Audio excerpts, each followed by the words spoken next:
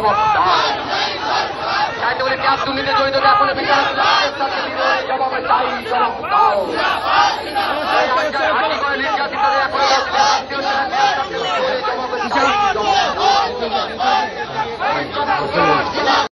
DYFI ও SFI এর Malda police সুপারের দপ্তর ঘেরাওকে কেন্দ্র করে উত্তেজনা। রাজ্যের আইন শৃঙ্খলা পরিস্থিতি, আবাস যোজনা দুর্নীতি ও আরজি করের ঘটনা সহ একাধিক দাবিতে মীনাক্ষী মুখার্জির নেতৃত্বে ইংরেজবাজারে সিপিএম এর যুব সংগঠন ডিওয়াইএফআই ও ছাত্র সংগঠন এসএফআই এর বিক্ষোভ মিছিল। পুলিশ সুপারের দপ্তর ঘেরাও মিছিল মালদা শহরের রথবাড়ি মোড় থেকে শুরু করে দপ্তরে এসে বিক্ষোভ প্রদর্শন করে ডিওয়াইএফআই ও এসএফআই কর্মীরা। আন্দোলনকারীরা দুটি ব্যারিকেড ভেঙে ভেতরে প্রবেশ করলেও এসপি অফিস ঢোকার প্রায় 500 মিটার আগেই তৈরি বাঁশের ব্যারিকেড দিয়ে তৈরি করা দুর্গ ভাঙতে পারেনি তারা। সেখানেই তাদের আটকে দেওয়া হয়। তার প্রতিবাদে কিছুক্ষণ গৌড় রোড এলাকায় পথ অবরোধ করে বিক্ষোভ দেখান। পরে পুলিশের হস্তক্ষেপে 5 জনের প্রতিনিধি দল পুলিশ সুপারের অফিসে গিয়ে ডেপুটেশন দেয়। গোটা রাজ্যের মতন মালদা জেলাতেও একাধিক পাচার, ড্রাগস, খুন, রাহাজানি, এখানে কোনো কিছু বাদ নেই।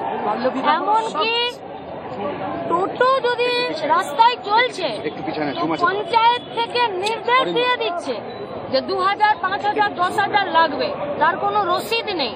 কেন লাগবে?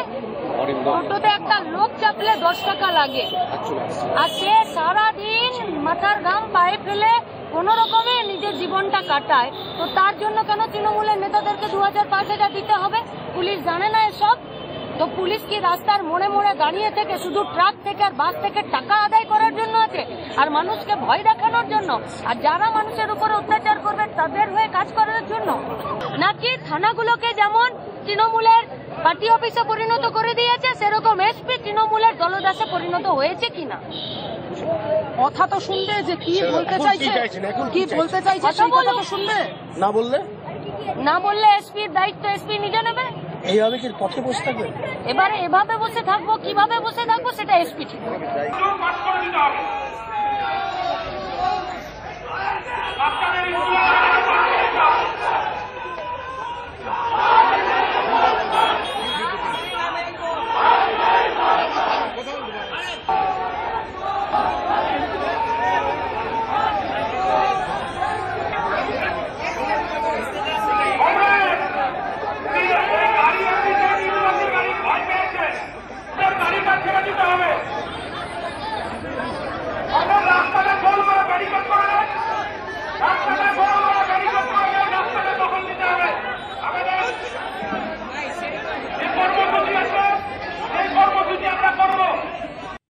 মালদা থেকে দেবাশিস পালের রিপোর্ট, আনন্দ বার্তা।